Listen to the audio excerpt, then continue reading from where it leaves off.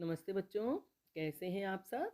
आज हम हिंदी व्याकरण एवं रचना प्रबोध से अध्याय 15 है मुहावरे एवं लोकोक्तियों के बारे में पढ़ेंगे। मुहावरे क्या होते हैं, लोकोक्तियाँ क्या होती है, इन्हें हम समझेंगे। इससे पिछले अध्याय में हमने शब्दों और वाक्यों को शुद्ध लिखना पढ़ना सीखा था कि हम कैसे शब्द शुद्ध लिखें और वाक्य भी कैसे शुद्ध लिखें। अब ये जो मुहावरे और लोकोक्तियाँ हैं उनका प्रयोग करने से हमारी भाषा प्रभावशाली हो जाती है। हम जो बात कहना चाहते हैं एक तो साधारण शब्दों में कहते हैं और एक मुहावरे या लोकोक्तियों का प्रयोग करके कहते हैं तो उससे उस भाषा का प्रभाव, उसका असर बहुत बढ़ जाता है और सामने वाले को थोड़ा सा चमत्कृत कर देता है। ठीक है, तो पढ़ते हैं मुहावरे एवं लोकोक्तियाँ। तो जब कोई वाक्यांश अपने प्रचलित अर्थ को अभिव्यक्त न कर किसी विशेष अर्थ में रूढ़ हो जाए तब वह मुहावरा कहलाता है। वाक्यांश माने वाक्य का अंश। तो मुहावरा क्या होता है, एक वाक्यांश ही होता है, पूरा वाक्य न होकर के 2, 3, 4 शब्दों का वाक्यांश होता है। तो इसलिए जब कोई वाक्यांश अपने प्रचलित अर्थ को, उस मुहावरे के जो शब्द होते हैं और उन शब्दों का जो प्रचलित अर्थ होता है उस अर्थ को अभिव्यक्त न करके, मतलब जो हम मुहावरा प्रयुक्त कर रहे हैं या जो हम मुहावरा बोल रहे हैं, जो वाक्यांश हम बोल रहे हैं उसके जो शब्दों का सामान्य अर्थ है, साधारण अर्थ है, लोक प्रचलित अर्थ है, वह अर्थ वहाँ नहीं लगता, जबकि किसी विशेष अर्थ में वह रूढ़ हो जाए तब वह मुहावरा कहलाता है। तो मुहावरे का क्या है, कोई विशेष अर्थ रूढ़ हो जाता है जबकि उसमें प्रयुक्त शब्दों का सामान्य अर्थ वहाँ नहीं उपयोग हो पाता उसका। बात समझ में आ रही है कि मतलब मुहावरे के जो शब्द होते हैं उनसे हम अर्थ नहीं निकाल पाते जबकि उनका कोई अर्थ रूढ़ हो जाता है और ऐसा ही वाक्यांश मुहावरा कहलाता है। जैसे देखिए उदाहरण, जैसे 9, 2, 11 होना, इसका मतलब क्या हुआ, ये जो मुहावरा है या ये जो वाक्यांश है 9, 2, 11 होना, मतलब 9 और 2 को जोड़ेंगे तो 11 ही होंगे, है ना। मुहावरा 9, 2, 11 होना मुहावरा गणितीय संख्या को न बताकर, लेकिन यह इस क्रिया को नहीं बताता है कि 9 और 2 जोड़ करके 11 होंगे, बल्कि भाग जाना अर्थ को घोषित करता है। इसका जो रूढ़ अर्थ है, जो लोक में प्रचलित अर्थ है वह है भाग जाना। किसी के बारे में हमने कहा 9, 2, 11 हो गया, तो वह 9, 2, 11 नहीं हुआ, गणितीय अर्थ वहाँ नहीं है, जबकि यह है कि वह भाग गया। तो यह इस तरह से एक मुहावरा हो जाता है। ये जो वाक्यांश है इस तरह से मुहावरे के रूप में प्रचलित हो जाता है। दूसरा और वाक्य देखिए, ठीक वैसे ही दांत खट्टे करना नामक मुहावरा स्वाद के खट्टेपन को न बताकर किसी को बुरी तरह हराना नामक अर्थ अभिव्यक्त करता है। जब हम कहते भी मेरे तो दांत खट्टे हो गए या उसके दांत उसने खट्टे कर दिए, तो वहाँ दांत खट्टे करने का मतलब कोई ऐसी खट्टी चीज़ खिला करके दांतों को खट्टा नहीं किया, बल्कि हरा देना, परास्त कर देना, यह होता है ना, किसी को बुरी तरह हराना नामक अर्थ या भाव को व्यक्त करता है। तो यहाँ इस तरह से जो वाक्यांश है, जो मुहावरे हैं, उनका साधारण अर्थ न होकर के विशेष अर्थ में वे रूढ़ हो जाते हैं, प्रचलित हो जाते हैं और उनसे हमारी भाषा प्रभावोत्पादक हो जाती है, हमारे भावों की अभिव्यक्ति और ज़्यादा अच्छे से होती है। आई बात समझ में। अब ऐसे ही हम पढ़ेंगे लोकोक्ति के बारे में। तो लोकोक्ति शब्द 2 शब्दों के मेल से बना है, लोक धन उक्ति, है ना। लोक मने संसार और उक्ति मने कथन। तो लोक में चिरकाल से प्रचलित कथन लोकोक्ति कहलाता है। लोक में, संसार में, समाज में लंबे समय से जो कथन या जो बात प्रचलित हो गई है वह लोकोक्ति कहलाती है। लोकोक्ति का संबंध किसी घटित घटना से होता है। लोकोक्ति कब बनती है, जब कोई घटना कई बार घटी है और उसका परिणाम एक जैसा आया, तो फिर उसे एक लोकोक्ति के रूप में वह बात या वह घटना प्रचलित हो गई। और हम जब ऐसी ही घटना हमारे साथ घटती है, हम कहीं घटते हुए देखते हैं, तो उस बात का जिक्र करके अंत में हम लोकोक्ति कह देते हैं, है ना। तो लोकोक्ति माने लोक में प्रचलित उक्ति, जो कई घटनाओं से, कई अनुभवों से निकल करके उनके सार के रूप में बनी हुई होती है। तो लोकोक्तियों एवं मुहावरों के प्रयोग से भाषा प्रभावोत्पादक बनती है। लोकोक्ति को कहावत नाम से भी जाना जाता है। वही कहावत मैंने कहा जाता है। ठीक है, तो लोकोक्ति और मुहावरे के बारे में आप समझ गए हैं कि मुहावरा एक वाक्य का अंश होता है और लोकोक्ति एक कथन होता है जो लोक में, समाज में, संसार में प्रचलित है। ठीक है, अब इनमें अंतर और हम आगे देखते हैं। अंतर, मुहावरा वाक्यांश होता है जबकि लोकोक्ति अपने आप में पूर्ण होती है। मतलब मुहावरा वाक्य के एक अंश के रूप में होता है, पूरा वाक्य नहीं होता है। जब हम मुहावरे का प्रयोग करते हैं तो उस वाक्य में एक अंश के रूप में प्रयुक्त होती है, जबकि लोकोक्ति अपने आप में एक पूर्ण कथन होती है। इसीलिए जब हम कोई बात करते हैं, किसी घटना के बारे में जिक्र करते हैं और उसमें जब लोकोक्ति का प्रयोग करते हैं तो वह अंत में पूरे एक वाक्य के रूप में प्रयुक्त होती है। ये आप देखिएगा, लोकोक्ति और मुहावरों का वाक्य प्रयोग करके देखिएगा, या जहाँ वाक्य में प्रयुक्त हुए हों उन्हें आप तत्काल देखिए, ताकि आप जो भी बात पढ़ रहे हैं वह समझ में आ जाए हाथों हाथ। ठीक है। दूसरा बिंदु है, मुहावरे में लिंग, वचन और काल आदि के अनुसार कुछ परिवर्तन आ जाता है, जबकि लोकोक्ति में वाक्य में प्रयुक्त होने पर भी किसी प्रकार का परिवर्तन नहीं आता है। तो चूंकि मुहावरा एक वाक्यांश होता है ना, वाक्य में किसी वाक्य में अंश के रूप में प्रयुक्त होता है, तो वहाँ लिंग, वचन और काल के अनुसार उसमें भी परिवर्तन आ जाता है। लेकिन लोकोक्ति चूंकि वाक्य में प्रयुक्त होती है, लेकिन वह वाक्य के अंत में अपना पूर्ण कथन ज्यों का त्यों उसका रखना होता है, इसलिए उसमें कोई परिवर्तन नहीं आता। ठीक है।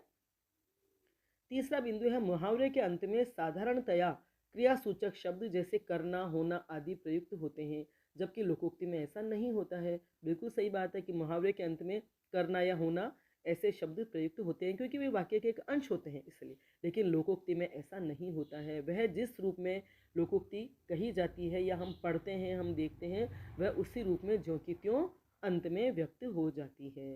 अंतिम बात है या अंतिम अंतर है, मुहावरे भाषा की लाक्षणिकता को दर्शाते हैं, जबकि लोकोक्तियाँ समाज के भाषाई इतिहास को अभिव्यक्त करती है।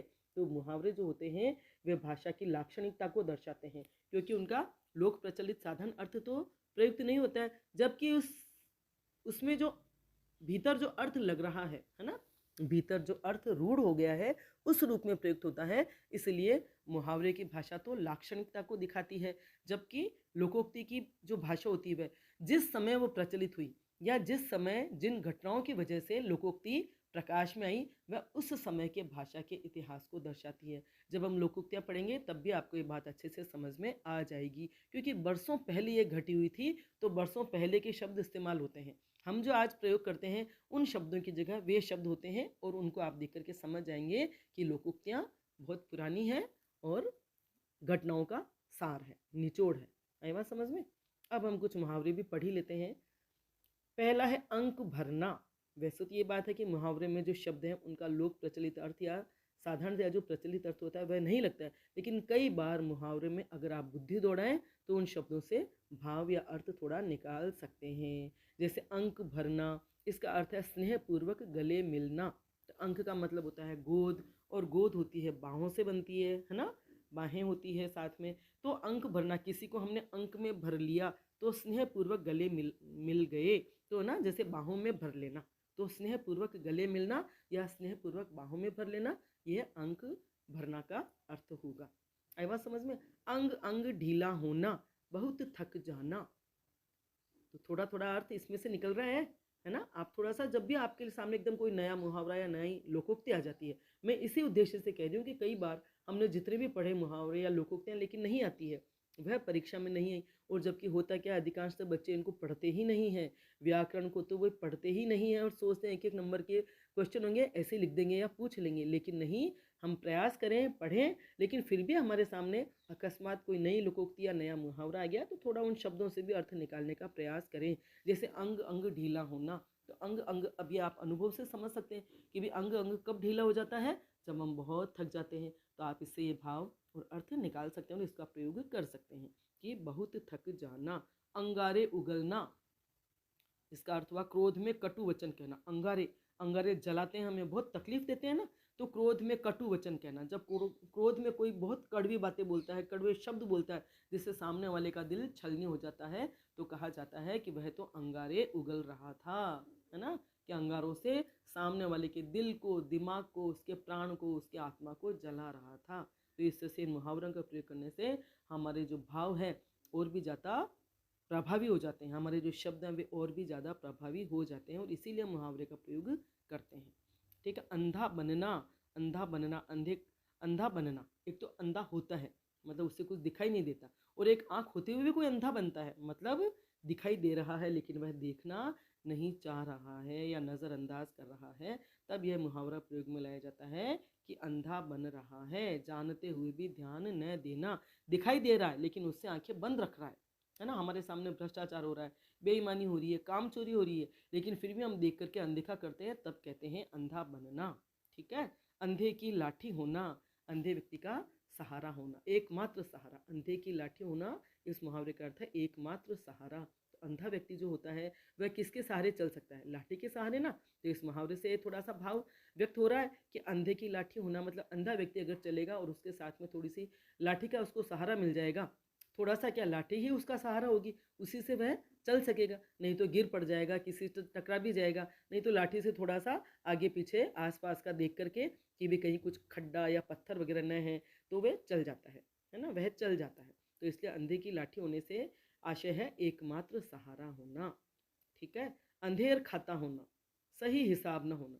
जब खाते में अंधेर खाता होना, है ना, अंधेर खाता होना मतलब खाते में हिसाब किताब सही नहीं होता, तब हम कहते हैं अंधेर खाता होना। अक्ल का दुश्मन होना, मूर्ख होना, जिसमें बिल्कुल ही अक्ल नहीं है।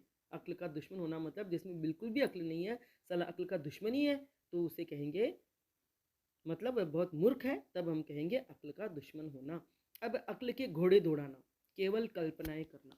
घोड़े दौड़ाना, अक्ल तो है लेकिन केवल कल्पनाओं में लगाता है, तब कहते हैं अक्ल के घोड़े दौड़ाना। एक तो हम अक्ल चला कर कोई काम करते हैं, और लेकिन अक्ल के घोड़े दौड़ाने का मतलब है केवल कल्पनाएं कल्पनाएं कर रहे हैं, केवल सोच रहे हैं, काम तो कुछ कर नहीं रहे और केवल सोच रहे हैं, कल्पनाएं कर रहे हैं, सपने दिख रहे हैं, तो कहा जाता है अक्ल के घोड़े दौड़ाना।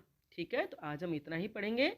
आपको मुहावरे लोकोक्ति का अर्थ समझ में आ गया होगा, और मुहावरों से किस तरह से हम अर्थ थोड़ा सा अपनी तरफ से भी समझकर लगाने की कोशिश कर सकते हैं, प्रयोग में लेने की कोशिश कर सकते हैं। बाकी इसका अर्थ विशिष्ट ही होता है और उसी अर्थ में वे रूढ़ या प्रचलित होते हैं। तो वीडियो आपको पसंद आया हो तो लाइक करें, अपने दोस्तों के साथ शेयर करें, मेरे चैनल को सब्सक्राइब करें, बेल आइकन भी अवश्य टच करें, ताकि जब भी मैं वीडियो बनाऊंगी उसकी सूचना आपको तत्काल मिल जाएगी। धन्यवाद।